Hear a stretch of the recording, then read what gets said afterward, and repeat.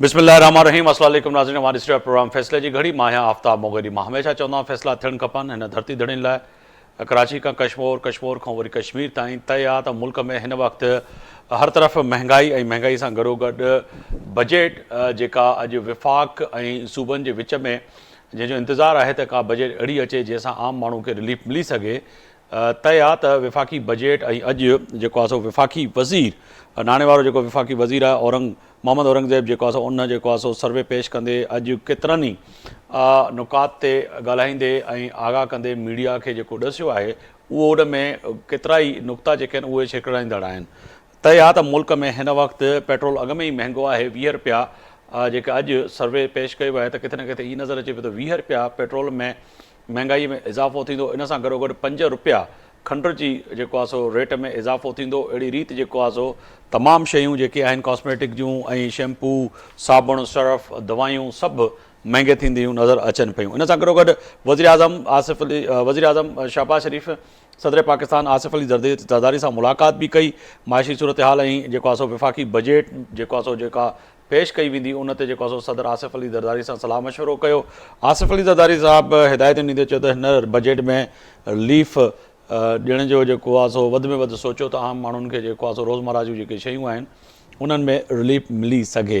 इन सां गॾोगॾु काल्ह सिंध जे वॾे वज़ीर दाहींदे वज़ीर आज़म शहबाज़ शरीफ़ जे साम्हूं जेको NFC अवार्ड ऐं ख़ासि तौर ते पोयनि सालनि में जेका असां वटि बोर्ड आई, बोर्ड जे ज़रिए जेके दुनिया मां पैसा आया ऐं विफ़ाक़ उहे पैसा बि न ॾिना जंहिं ते वज़ीर आला जेको आहे सो विफ़ाक़ जे साम्हूं जेको एहतिजाज कयो उहो पिणु वॾो अहम हो। इन सां गॾु वरी अहम डेवलपमेंट अॼु बानी PTI जेको आहे सो पंहिंजी सियासी जमात यानी कि पाकिस्तान तहरीक इंसाफ़ जे अॻुवाणनि ऐं चेयरमैन पाकिस्तान तहरीक इंसाफ़ बैरिस्टर जेको आहे सो जेको अली गौहर सां जेको आहे सो मुलाक़ात बि कई। इन सां गॾोगॾु जेके रहनुमा हुया उन्हनि खां इहा बि ॻाल्हि रखी त किथे न किथे हिन वक़्तु सियासी धुरियुनि सां हाणे ॻाल्हाइजे, छाकाणि त जमहूरी क़ुवतूं जेके आहिनि उन सां ॻाल्हि ॿोल जो सिलसिलो शुरू कजे ऐं उन में फ़ैसिलो थियो त अचकज़ई साहब खे उन कमेटी जो सरबराह कजे ऐं उहो जेको आहे सो कहिड़ी बि रीति जेको आहे सो जेके सियासी धुरियूं आहिनि उन्हनि सां ॻाल्हि ॿोल करे। अॼु जी इहा तमामु अहम डेवलपमेंट बि आहे, छाकाणि त पाकिस्तान तहरीक इंसाफ़ लाइ वक़्तनि वक़्तनि पाकिस्तान पीपल्स पार्टी PMLN मुख़्तलिफ़ सियासी अॻुवान चवनि पिया त तव्हां सियासी क़ुवतुनि सां पार्लियामेंट जे में वेठल तमामु सियासी जमातुनि सां ॻाल्हायो ऐं जंहिं सां तव्हां ॻाल्हाइणु चाहियो पिया उहे अव्हां सां न पिया ॻाल्हाइनि। पर हाणे इहो फ़ैसिलो अची चुको आहे फ़ैसिले जी घड़ी में त किथे न किथे पाकिस्तान तहरीक इंसाफ़ इहो फ़ैसिलो कयो आहे त सियासी धुरियुनि सां ॻाल्हि ॿोल कंदासीं। इन ते ॻाल्हि ॿोल बि कंदासीं। स्टूडियो में आहिनि मोहम्मद अकमल साहब, सीनियर तज़िया निगारन, स्टूडियो में असांखे जॉइन कया, अव्हांजी वॾी महिरबानी। मोहतरमा शकीला लुकमान आहिनि, अॻूणी MNA आहिनि, पाकिस्तान मुस्लिम नून जी सीनियर अॻुवान आहिनि, असां सां वीडियो लिंक ते मौजूदु आहिनि, अव्हांजी वॾी महिरबानी। लाल वाली साहब आहिनि, सीनियर अॻुवान आहिनि, पाकिस्तान तहरीक इंसाफ़ सां अव्हांजो तालुक़ु आहे, अव्हांजी वॾी महिरबानी।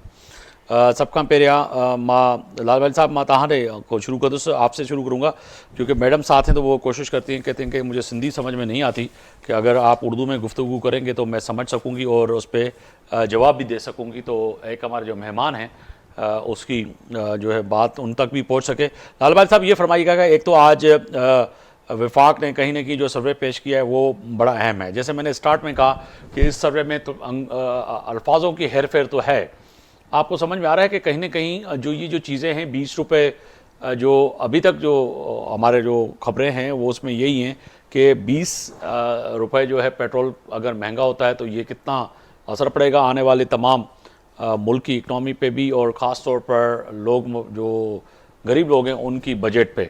और दूसरा सवाल सर यही है कि सर्वे से मुतमिन है पाकिस्तान तहरीक इंसाफ? जी बहुत बहुत शुक्रिया।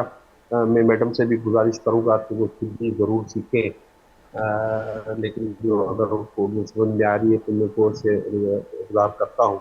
जी देखिए, बजट जो हमेशा एक ऐसा मामला रहा है पाकिस्तान में, जो कभी पाकिस्तान की आवाम तो दूर की बात है लेकिन 90% पार्लियामेंटेरियन भी नहीं समझते, और जो आपका फाइनेंस मिनिस्टर उसको भी पता नहीं होता बाज़ औक़ात कि वो क्या पेश करने जा रहे हैं। ये बजट जो हमें मुसलसल जो हमें 24 प्रोग्राम दिए IMF के, वो बजट में भी उनका ही इनपुट होता है, वो जो बजट में रखाते हैं वो आता है। अदरवाइज जो भी जो नॉर्मल बाकी डिपार्टमेंट्स होते हैं उसमें एक वो नॉर्मल इंक्रीज डालकर 10% और 15% का बजट डाल देते हैं। आज इकोनॉमिक सर्वे पेश हुआ है, तो उसमें उन्होंने एक्सेप्ट किया है कि भाई लास्ट जो आपका फिस्कल ईयर था उसमें 29% रुपए की वैल्यू गिर गई। जी उसमें एग्रीकल्चर सेक्टर ने ग्रो किया, लेकिन सर्विसेज सेक्टर और इंडस्ट्रियल सेक्टर में कोई खातरफा कोई तरक्की नहीं हुई, प्रोग्रेस नहीं हुई, और उसकी जो ग्रोथ की सतह है वो गिर गई है। और फिर मजेदार बात यह है, अगर एग्रीकल्चर सेक्टर, क्योंकि हमारा मुल्क एग्रीकल्चर बेस्ड है, और जो मौजूदा हुकूमत है उन्होंने हमेशा जो है इंडस्ट्रियलिस्ट को फेवर किया है। कभी इनको ये पाकिस्तान के गरीब किसान नजर नहीं आते, तो उन्होंने एक ग्रोथ दी है पाकिस्तान की इकोनॉमी में। तो उनको जो रेट्स मिले हैं, खासतौर पर आपने गंदम के किसानों को देखा कि वो एहतजाज कर रहे हैं, वो सड़कों पर हैं, और उनको मारा गया है, उनको जेलों में डाला गया। और जो उनका जो रेट था उनको जो मिला वो भी नहीं था जो उसकी कास्ट ऑफ प्रोडक्शन थी। तो जो इस मुल्क में मेहनत करता है, जो इस मुल्क को आगे ले जाने की कोशिश करता है इकोनॉमिकली, तो उनके साथ ऐसा सलूक किया जाता है। अब जो फिगर्स आ रहे हैं उसमें वो कह रहे हैं कि भाई इस दफा जो है हम 13,000 अरब रुपए जो है वो टैक्स कलेक्ट करेंगे, जो जी लगभग 4,000 अरब ज्यादा है गुज़श्ता साल से। अब जाहिर सी बात, ये टैक्स तो कलेक्ट करना चाह रहे हैं, ये को खुद तो टैक्स देते नहीं है हुक्मरान हमारे, अपनी जेबों से तो देते नहीं है। ये करेंगे ये कि भाई हम बेनजीर इनकम सपोर्ट प्रोग्राम में 200 रुपये बढ़ा रहे हैं, और उसके नतीजे में जो है हम पे 400 अरब रुपए का या 4,000 अरब रुपए का, सॉरी, वो बोझ हमें डाल देंगे। तो जाहिर सी बात है उस पर महंगाई बढ़ेगी, उसके लिए मुख्तलिफ इकदाम किए जा रहे हैं इनकी जानिब से, कि पेट्रोल पर जीएसटी लागू किया जाए। खैर फाइनल तो तब ये होगा जब ये सब कुछ होगा, लेकिन जो फियर्स है या जो खौफ है जिस चीज़ का कि ये जीएसटी बढ़ा देंगे। अब ये जीएसटी 1% अगर बढ़ती है जी तो वो कोई ऐसी चीज नहीं होगी आटे समेत जिसमें 1% आपका इजाफा नहीं होगा। क्योंकि जीएसटी बढ़ेगी तो जाहिर सी बात है कि बिजली के बिल भी बढ़ेंगे, बिजली भी बढ़ रही है और ऊपर से टैक्स भी उसमें बढ़ेगा। इसी तरह गैस और चीज बढ़ेगी, तो ये महंगाई का तूफान आने वाला है। इस हुकूमत को के पास कुछ भी नहीं है, ये इकोनॉमी को संभाल नहीं पा रहे हैं, बशर्त इसके भी कि इनको तोहफे में दिया गया एक वजीर खजाना, लेकिन वो भी ये हालात उनके काबू में नहीं है, अच्छा, ये मुल्क के वजह क्या हालात है? बहुत ज्यादा आपने एक खराब है। नुक्ता उठाया और है लाल माली साहब के, जब भी जो भी हुकूमत आए, माजी में हमने देखा है, आपने भी एक इंपोर्ट किया था वजीर खजाना, इसी तरह पाकिस्तान की हिस्ट्री रही है। क्या वजीर खजाना सियासी जमातों में, आपकी जमात हो या PMLN की हो, या माजी में पीपल्स पार्टी, या फिर इससे पहले जनरल मुशर्रफ, तो ये वजीर खजाना इंपोर्ट करना की ज़रूरत ही क्या पड़ती है? क्या आप जमहूरी फोर्सेस जो हैं आपके यहाँ जो है कोई एक्सपर्ट नहीं होता, या आप उनको समझ नहीं सकते कि जी ये वज़ीर ख़जाना जो है हमारी जमात से हो, या हमारी जमहूरी फोर्सेस जो हैं, क़ुव्वतें जो हैं, उनसे इंपोर्ट करने की ज़रूरत ही क्या पड़ती है? देखिए, उसकी जरूरत ये पड़ती है कि जो आईएमएफ के प्रोग्राम हमने लिए हैं, 24 लिए हैं, उसमें पीटीआई का सिर्फ एक जो है वो प्रोग्राम है, बाकी सब इनके मुताबिक के सर पर सजा हुआ है। बाकी 23 जो प्रोग्राम लिए हैं उनका, जो इस मुल्क पे पैसे देते हैं, जो पैसे देने वाला होता है वो उसकी रिकवरी चाहता है, वो उस तरह के रिफॉर्म्स चाहता है, वो उस तरह की गारंटीज चाहता है। तो इस तरह जाहिर सी बात है वो रिकमेंडेशन चाहता है, अपना मुंशी रखना चाहता है, ताकि वो उस सारे अमल में शामिल हो, ताकि वो उनकी नुमाइंदगी कर सके। ऐसा ना हो जैसे माजी में बहुत दफ़ा ऐसा हुआ है कि आईएमएफ से एग्रीमेंट्स करके जो मुख्तलिफ हुकूमतें थी वो उन्होंने पूरा नहीं किया, और जी उन्होंने आईएमएफ का प्रोग्राम मिड में छोड़ दिया। तो वो हर तरह की गारंटी चाहते हैं, जो इस वक्त सुना जा रहा है कि वो चाहते हैं कि ये सारी महंगाई भी करें और उसकी गारंटी इस 47 फॉर्म वाली आप पार्लियामेंट से हमें लिख कर दें। ठीक है। और उसके साथ साथ या तो बल्कि इदारे भी इसी हुकूमत में उनको बिल्कुल एतमाद नहीं है, इसलिए वो पार्लियामेंट की बात भी कर रहे चलें, मैडम मैं आपकी जाने पाऊंगा। एक तो तय है कि वफाक बजट पेश करने जा रहा है। आज कौमी इक़्तिसादी सर्वे जो है 2023 और 24 जो पेश किया गया, उसमें कहीं ना कहीं आज ये भी चीज़ नज़र आ रही है, जिस तरह से आज वज़ीर आज़म शहबाज शरीफ और सदर पाकिस्तान आसिफ अली ज़रदारी की मुलाकात हुई है। मुलाकात में सदर आसिफ अली ज़रदारी ने जोर दिया कि कहीं ना कहीं इस बजट में जो है लोगों के लिए कम से कम महंगाई और कम से कम जो है टैक्सेस लगाए जाएं जिससे आम लोगों को रिलीफ मिल सके। मगर जो कौमी इक़्तिसादी सर्वे है उसमें से जो चीज़ें जो वफाकी वज़ीर ख़जाना साहब ने जो बताई हैं उसमें लग नहीं रहा कि कहीं ना कहीं आवाम को रिलीफ मिलेगा। जैसे लाल बाली साहब फरमा रहे थे, कहीं ना कहीं ये जो कापी और पेस्ट और कहें कि अल्फाजों की सिर्फ हेर फेर है। जी बिस्मिल्लाह रहमान रहीम, बहुत शुक्रिया मुझे प्रोग्राम में लेने का। जी देखिए, बजट जो है इंशाल्लाह अवाम दोस्त बजट पेश करेंगे और प्राइम मिनिस्टर और हुकूमत ने इसमें बहुत तैयारी की है।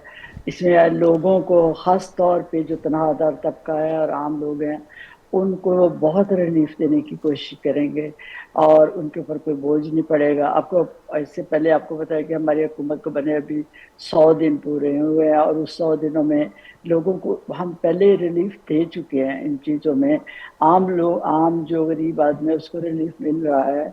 आप देखें कि उसमें आटे की कीमतें देख लें, चीनी की कीमतें देख लें, गोश्त की कीमत देख लें, दालें, सब्जी, ये सारी चीज़ें, ब्रेड तक जो है इन चीज़ों में जो है वो बहुत रिलीफ मिला है। और आपके सामने जो कि पिछले साल 26-27% जो थी ये महंगाई थी, अभी कह रहे थे कि अप्रैल में वो 17% थी और अभी पिछले महीने और भी 15% होगी और कह रहे हैं अगले साल वो सिंगल डिजिट में चली जाएगी अगले साल के एंड में।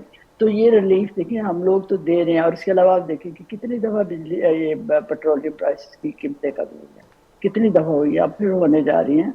तो यही सारे रिलीफ है ना कि आम आदमी को कितना रिलीफ देना है, ये हमारी हुकूमत जो है उसकी प्रायोरिटी है कि हमने एक आम आदमी को जो है वो रिलीफ देना है। आप देखेंगे उसके अलावा 200 यूनिट तक जो बिजली उससे कम इस्तेमाल करेगा उसको भी, उन लोगों को भी रिलीफ दिया जा रहा है। तो इंशाल्लाह ये बजट जो है ये अवाम दोस्त बजट होगा। इसमें उन लोगों पे बोझ डाला जाएगा जो जिनके ऊपर डालना चाहिए।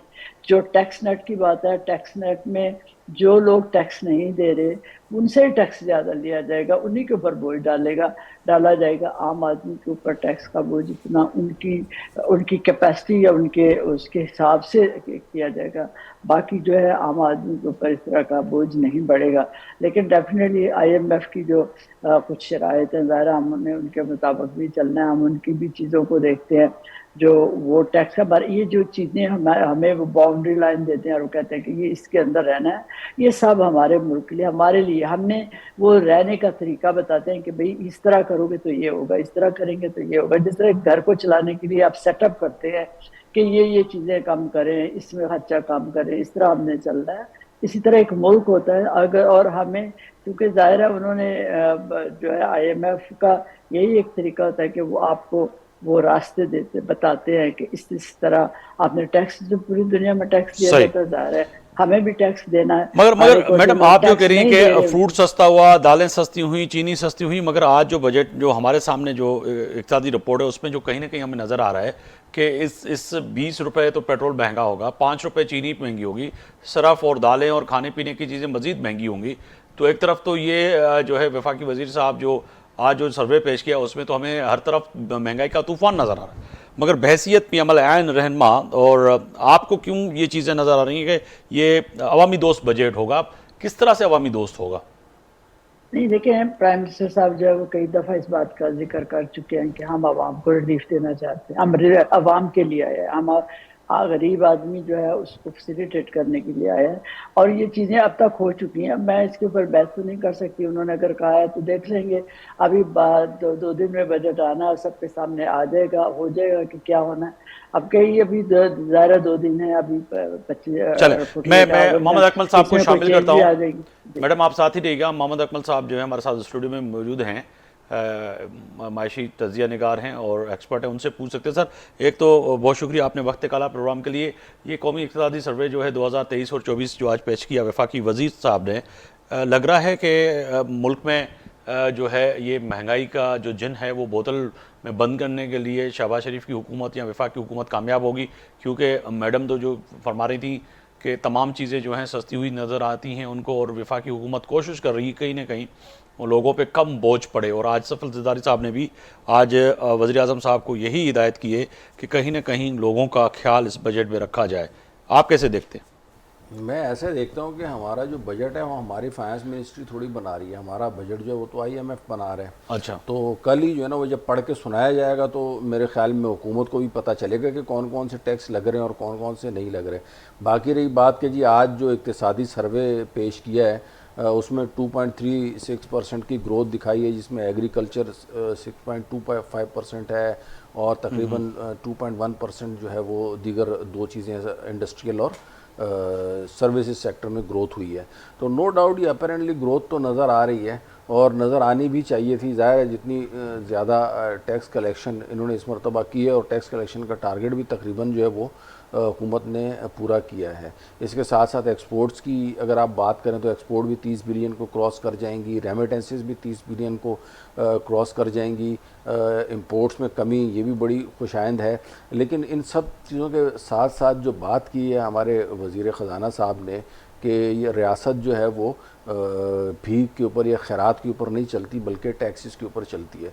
मैं उनकी इस बात से एग्री तो करूंगा, लेकिन रियासत का मकसद भी जो है ना वो कोई प्राइवेट लिमिटेड नहीं होता। रियासत का मकसद भी वो आवाम की फलाह बहबूद ही होता है। तो एक लिहाज से अगर देखा जाए तो रियासत या मुल्क है उसकी हैसियत माँ की तरह होती है और वो आवाम की फलाह बहबूद के लिए ही वजूद में आती है। उसका मकसद आवाम की फलाह बहबूद ही होता है। उसका मकसद ये होता है कि पिसे हुए पसमानदा तबके को रिलीफ दिया जाए और वो लोग जो ज़्यादा कमा रहे हैं, जिनके पास दौलत है, उनसे टैक्स लिया जाए और दूसरे लोगों में तकसीम किया जाए। हमारे यहाँ पे तो चक्कर ही उल्टा हो रहा है ना। हमारे यहाँ तो वो हो रहा है कि गरीबों का जो है ना वो खून निचोड़ा जा रहा है और जो टैक्स देने वाले लोग हैं, जो पोटेंशियल टैक्स पेयर जिसे मैं कहता हूँ, जिन लोगों में टैक्स देने की ताकत है, जो 100 रुपया जो है वो टैक्स दे सकते हैं और टैक्स वो देते हैं 1 रुपया, तो उन लोगों के ऊपर हुकूमत हाथ डालने के लिए जो है ना कोई जो है ना वो नहीं करती। ट्रैक एंड ट्रेस सिस्टम जैसे बताया जाता है, तो ट्रैक एंड ट्रेस सिस्टम क्यों नहीं इंट्रोड्यूस करती? सिगरेट में आप देखें, चीनी में देखें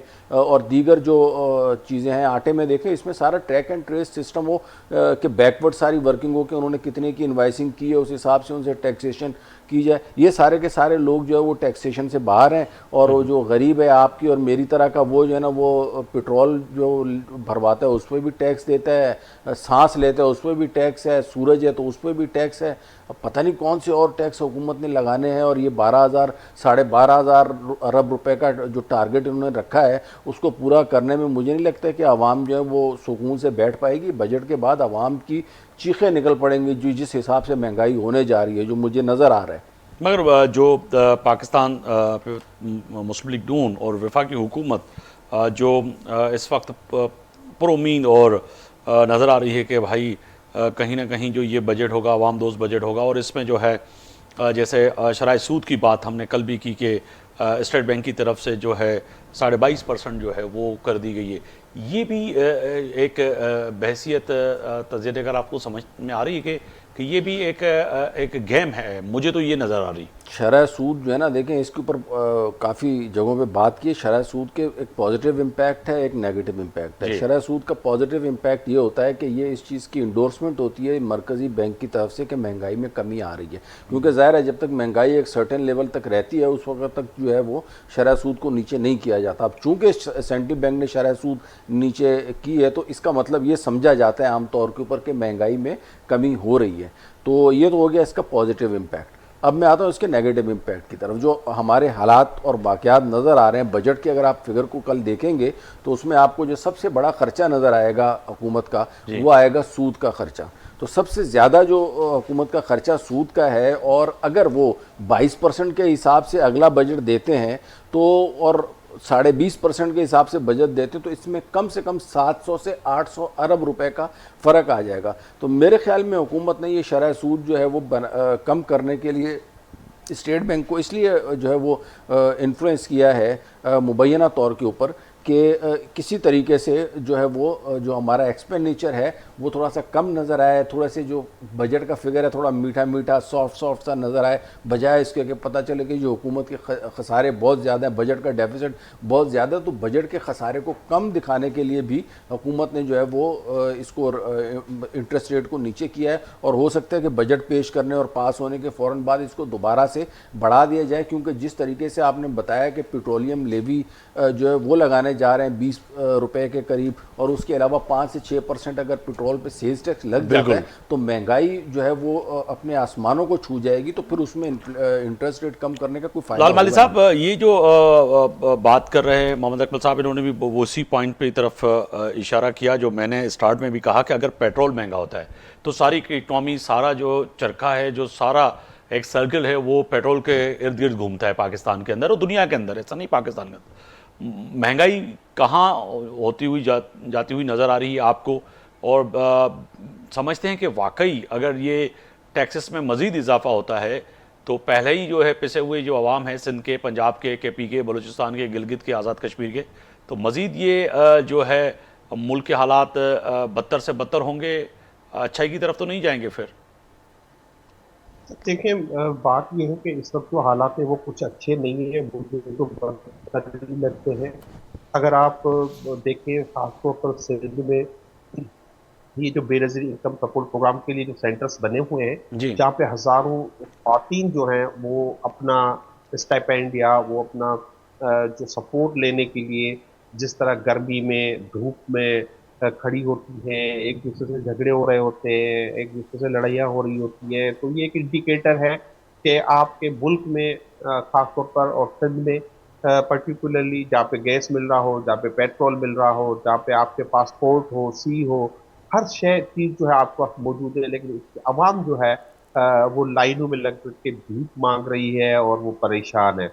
देखिए, सिर्फ पेट्रोल ही नहीं, मैं कह रहा हूँ कि इनको अगर 4,000 अरब रुपए ज्यादा टैक्स कलेक्ट करने का टारगेट IMF ने दिया है, वो इनको करना पड़ेगा। और वो मैं कह रहा हूँ कि ये खुद अपने घर से नहीं करते, ये आवाम से ही करते हैं। अगर जी GST 1% बढ़ता है तो GST 1% अक्रॉस द बोर्ड लागू हो जाएगा, जो 26 करोड़ आवाम पर लागू होगा, और वो 17 से 18% उनका करने का प्रोग्राम है। लेकिन सबसे जो अहम बात यह है, ये टैक्स कलेक्शन जो आवाम से की जाती है उसका मकसद ये होता है कि जो रियासत है उस टैक्स के बदले आवाम को वो सहूलतें फराहम करेगी। लेकिन आपको रियासत कोई सहूलत फराहम नहीं कर रही है, ना आपको किसी सरकारी अस्पताल में इलाज मिलता है। 2.5 करोड़ बच्चे आपके स्कूलों से बाहर हैं, वहाँ पे तालीम का हाल बुरा है।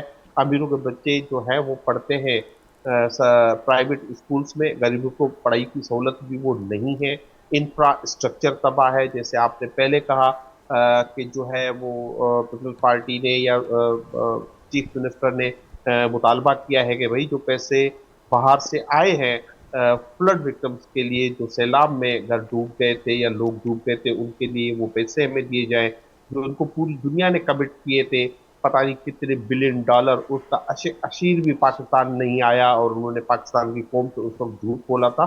तो कहने का मतलब ये है कि ये किसी भी देखे, जब तक आपके मुल्क में कोई स्टेबिलिटी नहीं है, आपका प्राइम मिनिस्टर चाइना जाता है, जी वहां जाके वो सर फिर वजह तो लाल माली साहब, फिर हम उसी सियासी बहस में चले जाएंगे। वो तो उसकी वजह यही है कि पाकिस्तान तहरीक-ए-इंसाफ कहीं बैठने के लिए तैयार नहीं है। मैं वहीं पे भी आ रहा था, मैं उस तरफ भी आ रहा था, क्योंकि आज की बड़ी खबर ये है कि बानी PTI जो है, आज बैरिस्टर गौहर से जो मुलाकात हुई है उसके बाद कहीं ना कहीं आज ये भी बात हुई है कि ऐलानात हुए हैं कि जी बात करें जमहूरी फोर्सेस से। तो ये भी तो तय है कि आप लोग बात नहीं कर रहे थे, तो ये भी तो असरात पड़ते हैं ना मुल्क के अंदर, के एक मुल्क की बड़ी सियासी जमात वो बैठने के लिए तैयार नहीं है, तो इन्वेस्टर कैसे आएगा? PMLN, पीपल्स पार्टी, दीगर सियासी जमातें कोशिश करती रही, आपको मनाते रही, मल्ला आखिर देर आए दुरुस्त आए, ये भी एक अच्छा साइन है।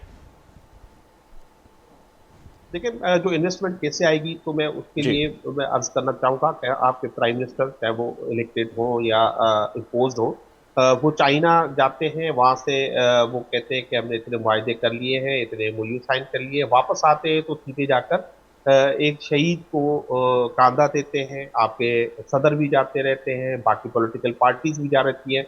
मैं पॉइंट आउट कर रहा हूँ वो दहशतगर्दी की तरफ जो इस मुल्क में है, जो इकोनॉमिक इनस्टेबिलिटी सर, ये है, दोनों अलग अलग चीजें नहीं है। एक तरफ अगर अफवाज पाकिस्तान दहशतगर्दों से लड़ रही है, दूसरी तरफ आपका प्राइम मिनिस्टर अगर कंधा देता है, तो ये भी तो चीज है कि मुल्क के अंदर दोनों चीजें हैं। एक तो आप जो कह रहे हैं कि वजीर आजम वहां से चाइना से आते हैं और कंधा दे देते हैं, दूसरी तरफ इकनॉमी के लिए वो दुनिया में जाते हैं कि जी पाकिस्तान में इन्वेस्ट करें। मगर ये दोनों चीजें यकीनन नहीं, अफगानिस्तान की वॉर के बाद, 9/11 के बाद सबसे असरात हम पे ही पड़े, चाहे आपकी हुकूमत रही, इसमें पहले PMLN की रही, फिर मुशर्रफ की रही, वो एक लंबी एक बहस है सर। लंबी बहस है जी। कि हम अगर दूसरों के आलाकार बनेंगे, हम दूसरों के लिए जाके जंगे लड़ेंगे तो उनके नतीजे तो यही आएंगे। मैं हम्म। इस वक्त जो पॉइंट आउट करना चाह रहा हूँ वो जी। ये है कि अगर आपके मुल्क में पॉलिटिकल स्टेबिलिटी नहीं होगी, अगर जो मैंडेट जो है आवाम का वो ठीक तरह से रिफ्लेक्ट नहीं करेगा, आप जबरदस्ती किसी को इम्पोज कर देंगे, तो नतीजा यही निकलेगा कि आपके यहाँ गैर यकीनी सूरत हाल रहेगी और वो पूरी दुनिया देख रही होती। ये नहीं है कि कारपेट के नीचे आप गन छुपाते जाओ, करते जाओ और कारपेट के नीचे आप उसको छुपाते जाओ, लेकिन पूरी दुनिया उन इंस्टेबिलिटी को देख रही होती है और यही वजह बनती है कि आपके यहाँ फॉरेन डायरेक्ट इन्वेस्टमेंट नहीं आती। अब जो आपने बातचीत की कि देर आए दुरुस्त आए, मैं समझता हूँ कि हमने हमेशा मज़ाक़ात को सपोर्ट किया है, हमने हमेशा मज़ाक़ात किए भी हैं, और ये मैं इसको टोटली रिजेक्ट करता हूँ इस बात को कि हम सियासी पार्टियों से मज़ाक़ात नहीं कर रहे हैं। नहीं सर, आप कर हम रहे हैं, मगर जीवाई आपकी ऐप पार्टी से के मुज़ाक़ात रहनुमा कर रहे नहीं हैं। कर रहे थे ना सर। आपकी क़यादत का फैसला नहीं था, आज ही हुआ है, नहीं, पहले सर, नहीं हुआ। सर, आप कर रहे बात थे, तो मैं आपको सुनिए। अप्रिशिएट कर रहा हूं, मतलब आपकी एक सोच अच्छी है कि आप जमहूरी फोर्सेस से और पार्लियामेंट में बैठे हुई सियासी जमातों से बात के हामी हैं, मगर आपकी पार्टी में कितने ही रहनुमा हैं और आपकी जिसकी ड्राइविंग सीट पे जो लोग बैठे हुए वो बात नहीं करना चाह रहे थे। उन्होंने आज ही मीडिया पे बात की। अगर आपने खुद देखा कि बैरिस्टर गौहर जो पाकिस्तान तहरीक इंसाफ के इस वक्त चेयरमैन हैं, वो बानी पीटीआई से मुलाकात के बाद उन्होंने आज ऐलान किया है, तो ऐलान तो आज हुआ है। मैंने मुगल साहब यही कहा कि मैं इस बात को रद्द करता हूं कि पीटीआई की कयादत पे ये इल्जाम गलत है। वो ऑलरेडी 6 पॉलिटिकल पार्टीज का अलायंस बन चुकी है। कहते जेयूआई से बातचीत हमारी चल रही है, क्या वो पॉलिटिकल पार्टी नहीं है? जी। महमूद खान अक्सई पॉलिटिकल पार्टी नहीं है, अख्तर मैंगल पॉलिटिकल पार्टी नहीं है। हमारी पॉलिटिकल पार्टी से गुफ्तगू भी चल रही है, हमारा एक आइन की बहाली के लिए अलायंस भी बना हुआ है। लेकिन हम ये कह रहे हैं कि इन 3 पॉलिटिकल पार्टी से बात नहीं हो सकती थी, क्योंकि ये बाइख्तियार नहीं है। और आज भी जो मैंने बात सुनी है, जो अब तक डाइवर्ज हुई है, डिटेल हो यही है कि अगर एनेबलिंग इन्वायरमेंट, अगर इनको इतना इख्तियार है कि ये इमरान खान ने कभी ये बात नहीं कि मुझे आजाद कर दे और कोई मैं डील करना चाह रहा हूँ। इमरान खान कहते हैं कि ये जो ख्वातीन है, आपने देखा कल किस तरह जो है वो सनम जावेद को 3 घंटे तपती धूप में एक लोहे के बंद पिंजरे में अदालत के बाहर बिठा दिया गया। आज आलिया हमजा जो बाय प्रोफेशन एक इंजीनियर रही हैं, फॉर्मर वो पार्लियामेंट्रियन है, जी। उसको जो है एक वैन में जो लोहे की है उसमें 3-3 4-4 घंटे फर्श पे बिठाया जाता है।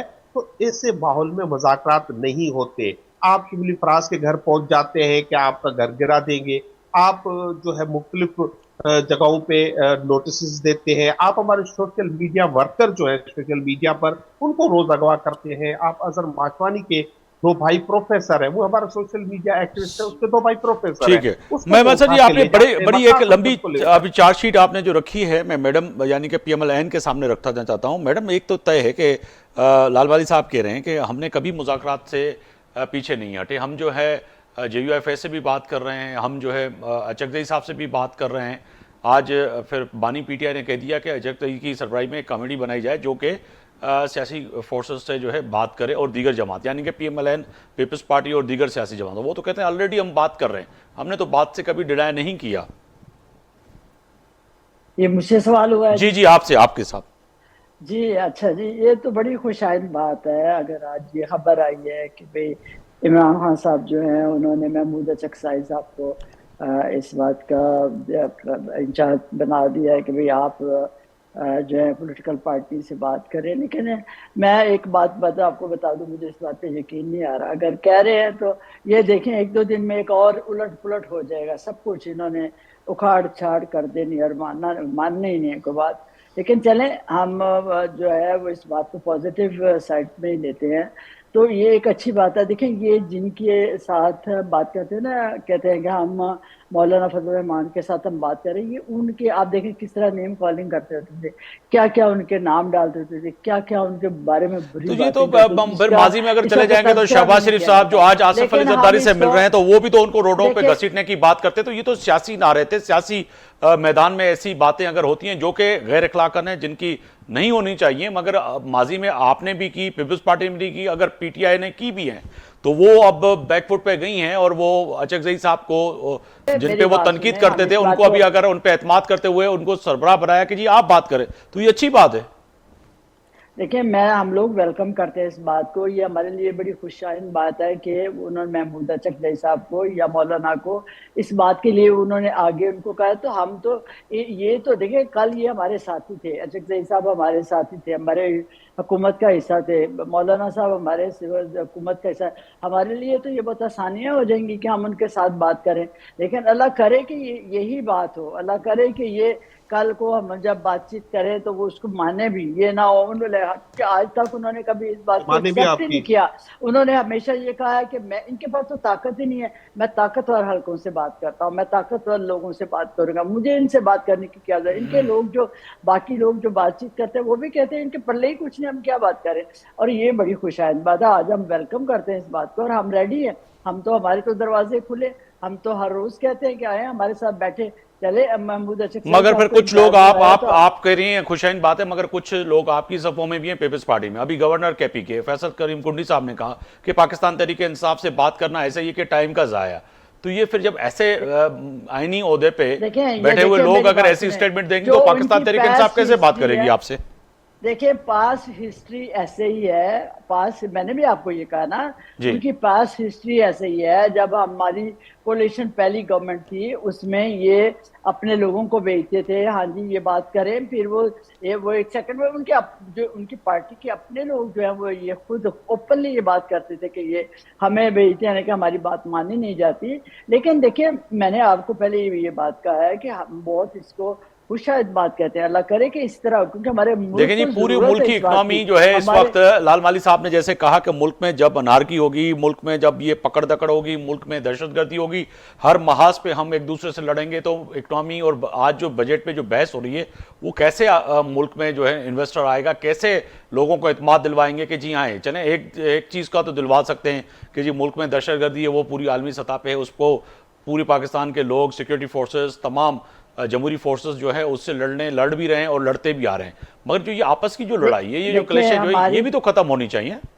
देखिए मेरी बात, हमने हमारे तरफ से हर लेवल से हमने, देखे मियां नवाज शरीफ ने, हमारी पार्टी कायदा, उन्होंने नहीं कहा था कि ये गुस्से वाले हैं। हम लोग पहले जब उन्होंने हुकूमत बनाई थी वो पहले दिन इनके घर खुद चले गए थे, आपको याद है मियां नवाज शरीफ ने कहा था, और बल्कि वो गए थे।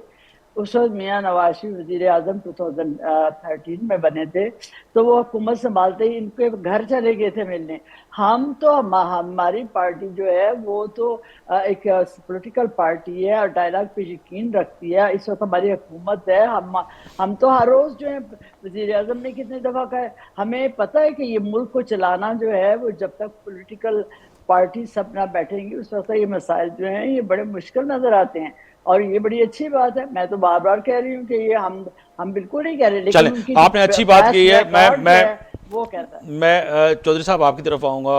अकमल साहब के एक तो मौजूदा बजट में जो रखा गया जो टारगेट है उसको पूरा करने में जो है आप समझते हैं कि SIFC जो है उसका किरदार क्या होगा? दूसरा जो है ये जो मामला है आज खान साहब की तरफ से जो एक बड़ी डेवलपमेंट है, इसे समझते हैं कि आने वाली दिनों में हमारी इकनॉमी पे और बजट पे थोड़ा सा असर भी बेहतरी की तरफ जाएगी, क्योंकि एक बड़ी पार्टी है और बड़ी पार्टी का अगर फैसला होता है तो पूरी दुनिया में इस वक्त यही है कि पाकिस्तान के अंदर ये जो एक दूसरे की जो रसाखींची है ये कब तक चलेगी और इन्वेस्टर एतमाद करे तो किस पे करे? देखें, SIFC के हवाले से जो आपने पूछा है, कल जो है वो एक बजट अनाउंस होगा 2024 के लिए, जी 2024-25 के लिए।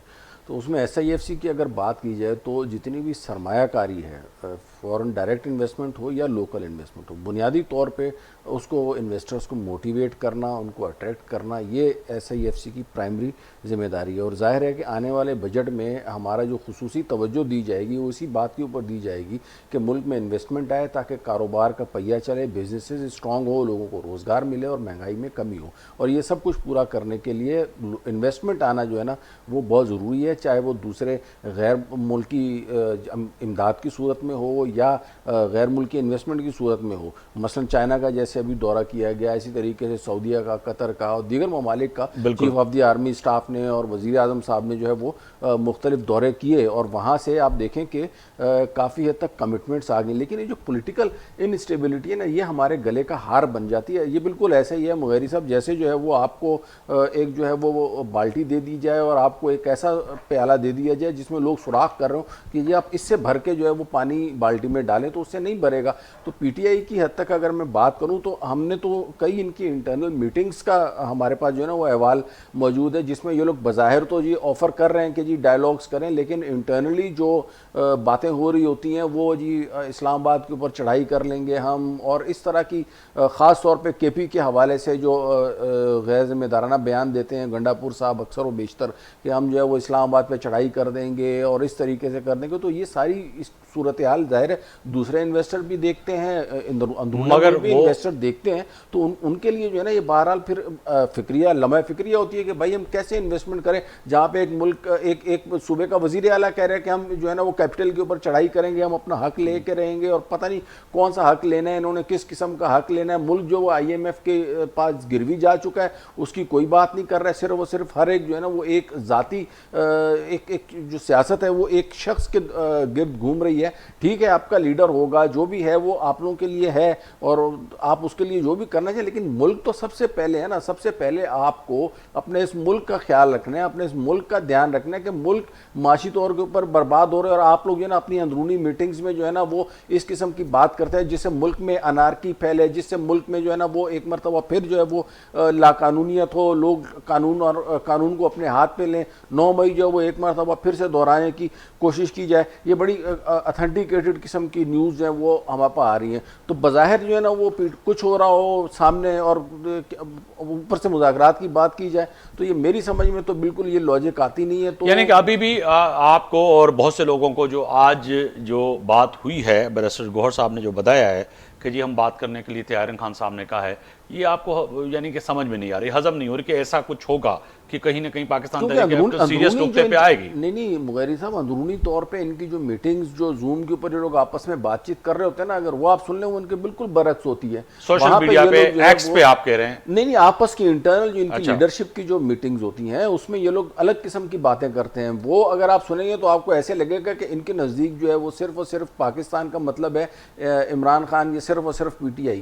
तो ऐसा तो नहीं है, मुल्क में और भी पूरी आबादी रहती है, सब रहते हैं, सब। अगर हमारा मुल्क पाकिस्तान होगा तो सारे के सारे होंगे। ऐसा नहीं है कि एक पर्सनैलिटी रह जाए और मुल्क सारा साइड पे कर दें, ऐसा नहीं हो सकता। बड़ा ज़रा होश के नाखून लें और चीज़ों को जो है वो उसके मुताबिक डालें ताकि हमारे मुल्क में फॉरेन डायरेक्ट इन्वेस्टमेंट आए, पॉलिटिकल स्टेबिलिटी आए, ताकि हमारी जो इकोनॉमिक स्टेबिलिटी आए। अदरवाइज अगर आप लोग पॉलिटिकली इसी तरीके से जंगो जदल की बातें करते रहेंगे, चढ़ाई की बातें करते रहेंगे, आप यकीन माने बिल्कुल भी जो है ना नहीं, जब बात होगी तो बात होने के बाद कहीं ना कहीं ये बर्फ तो पिघलेगी ना सर, ये गर्मी जो है ख़त्म तो होगी ना। मैं तो ये कहता हूँ कि कहते हैं कि ना अंधेरों के बाद रोशनी तो आनी ही आनी है। अगर पाकिस्तान तहरीक इंसाफ ने कदम उठाया है तो उसको उठाने दें और बात करने दें, और इसमें कोई बुरी बात नहीं है। पॉलिटिकल फोर्सेस है, उससे माजी में अगर कोई गलतियां हुई हैं और उन गलतियों को तस्लीम करते हुए आगे बात करते हैं और जमहूरी फोर्सेस जो है बैठते हैं एक दूसरे, तो ये अच्छी बात है। लाल वाली साहब, अगर अकमल साहब ने जो एक बात की है वो उस पर अगर आप रिस्पॉन्स करना चाहें, क्योंकि वो मैं बिल्कुल रिस्पॉन्स करना चाहता हूँ जी। और मैं इंतहाई अफसोस से ये कह रहा हूँ कि अकमल साहब ने पता नहीं कौन सी मीटिंग में वो शामिल थे जिसमें उन्होंने इतनी बड़ी बड़ी बातें सुनी हैं जो वो बता रहे हैं। ऐसा कुछ नहीं है। पाकिस्तान तहरीक इंसाफ एक मोहब्बे वतन जमात है, उसकी सारी लीडरशिप मोहब्बे वतन है, और हम बहुत सारों से जो इस मुल्क पे कब्जा किए हुए हैं उससे ज़्यादा इससे मोहब्बत भी करते हैं, इसकी वेलबींग सोचते भी हैं। तो ये कहना कि हम अंदर बैठ के कुछ और बातें कर रहे होते, ये स्टेटमेंट जो है वो इंतहाई एक नामुनासिब स्टेटमेंट है। और फिर वो कह रहे हैं कि बड़े वो ये अथेंटिकेट किस्म की बात कर रहे हैं। तो मुझे बहुत ही हैरत हुई है इस बात पर। एक अच्छे सहाफ़ी का या एक एनालिस्ट का ये काम नहीं है कि किसी मीटिंग बगैर किसी सबूत के वो टीवी मीडिया, मगर वो कह रहे हैं कि मैं कोट कर रहा हूं आपके वजीर आला KP के अली अमन गंडापुर की बात कर रहा हूं कि वो कहते हैं कि खान साहब को कुछ भी हुआ तो हम विफाक को नहीं छोड़ेंगे। वो जो कह रहे हैं वो क्या कह रहे हैं? वो तो उन्होंने बात नहीं की। वो कह रहे हैं कि हमारे 1500 अरब हाइडल प्रोजेक्ट के पड़े हैं, वो दे दे। वो तो ये बात नहीं कर रहे हैं। जी। एनालिस्ट है, अच्छी बातें करना चाहिए। वो तो खुलेआम कर रहे हैं ना, मीटिंग्स में तो नहीं कर रहे वो के सीक्रेट मीटिंग्स में वो कोई बातें कर रहे हैं। ये वो आलिया हमजा की बात तो नहीं कर रहे जिसको आज इस दुख तपती धूप में किस तरह लाया गया।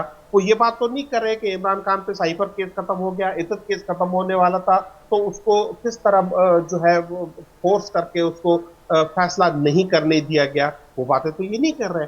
एनालिस्ट का काम है कि दोनों तरफ जो है वो चीजों को बातों के दिखाए।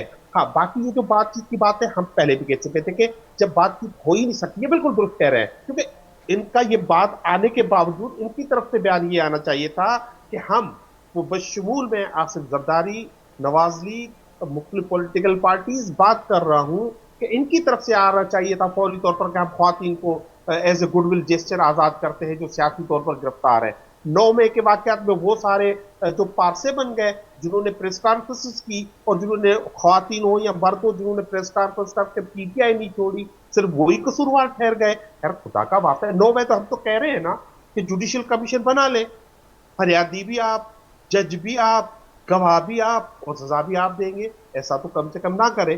किसी पार्टी को खत्म करना चाहते हैं, आप अपनी शक्ति जो है वो आमनियत कायम करना चाहते हैं, तो बेशक आप करें कोशिश। और ये पाकिस्तान के अवाम का हक है कि पाकिस्तान के अवाम अपने हकूक के लिए, जमहूरियत के लिए और आइन की बहाली के लिए अपना काम करेगी।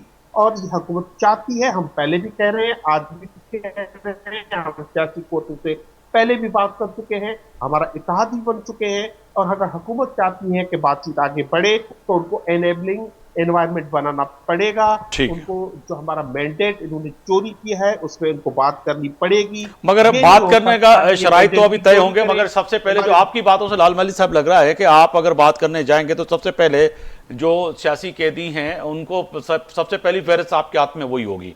आप कहेंगे पहले इनको छोड़ें, पहला मुतालबा वो आपका इमरान ये खान ने कहा है, वो इमरान खान ने कहा है मैं जेल में रहने के लिए तैयार हूं, इन बेगुनाह लोगों को छोड़ दे, इन ख्वातीन को, इन नौजवानों को जिन्होंने सिर्फ पीटीआई का झंडा थामा है। तब्दीली चाहिए है, चोरों से उनका क्या कहेंगे लाल माली साहब, जो 9 मई पे पे कोर कमांडर हाउस पे जिन्होंने हमला किया, जो अंदर मौजूद थे, जिन्होंने हिदायत दी, जिनका वीडियो मौजूद है, एविडेंस मौजूद है, उनके लिए आप और आपकी पार्टी क्या कहेगी? मेरा एक सवाल है कि क्या उनको भी छोड़ दिया जाए? मैं जवाब दे रहा हूं, मैं जवाब दे रहा हूं।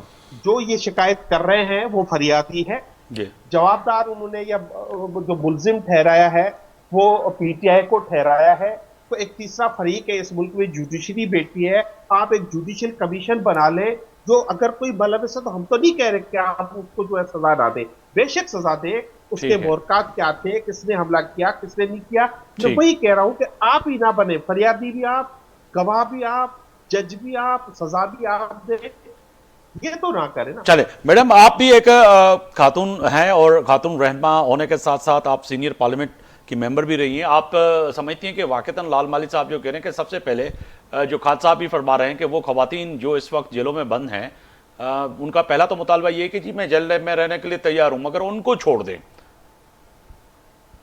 देखें, इनको हाँ बड़ा हमारी हमदर्दी है इन औरतों के साथ, लेकिन ये उस वक्त कहाँ थे जब हम मरियम नवाज शरीफ साहबा को ख़ास तौर पे उधर जेल में जो था लोगों को और पुलिस को हुक्म दिया गया था अपना उस वक्त के वज़ीर आज़म इमरान खान पुलिस साहब की थी और तरफ से आपकी इत्तेहादी कि है अभी। इनको इनके वालिद के सामने उनके वालिद के सामने इसको जो है इसको हथकड़ियाँ लगाई गई थी।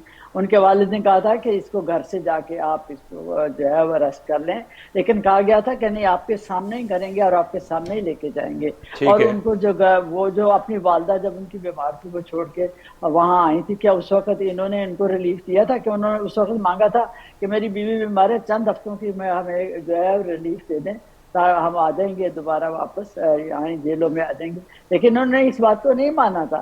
क्या वो जरदारी साहब की बहन जो थी, आपको याद है कि फरहाल ठाकुर साहिबा, उनको भी नहीं छोड़ा था, हॉस्पिटल में रमजान में उनको गिरफ्तार किया था। बिल्कुल सही कह रही है, मगर उसका मतलब ये नहीं है कि अगर मरियम नवाज साहिबा गिरफ्तार हुई, फरहाल ठाकुर साहिबा गिरफ्तार हुई, तो ये फिर इंतकामी सियासी जो है जो बदले की सियासत है, इसको फिर खत्म होना चाहिए। अगर बात का अब इजहार कर चुके हैं खान साहब करते हैं ना, मेरी बात सुने जी। मरियम कितने महीने जेलों में रही? मैं मरियम जेल में नहीं रही, आप बताएं कितने महीने रही? और वहाँ एक मंजी में कि उनको अपने वालिद को देखने भी नहीं दिया जाता था, जी। वो एक आधे घंटे के लिए भी कभी नहीं मिल सकती।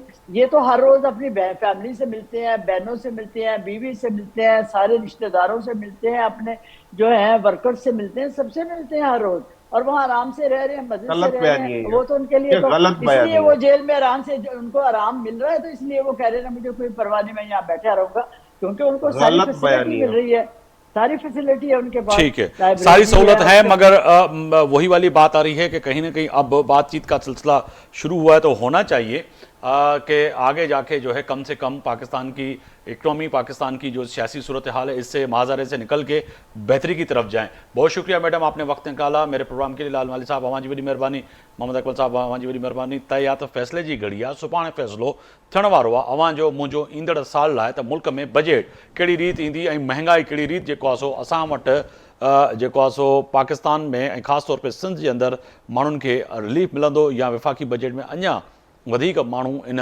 महांगाई जी चकीअ में पिसजंदा। आफ्ताब मोगर खे इजाज़त ॾींदा। अल्लाह हाफ़िज़।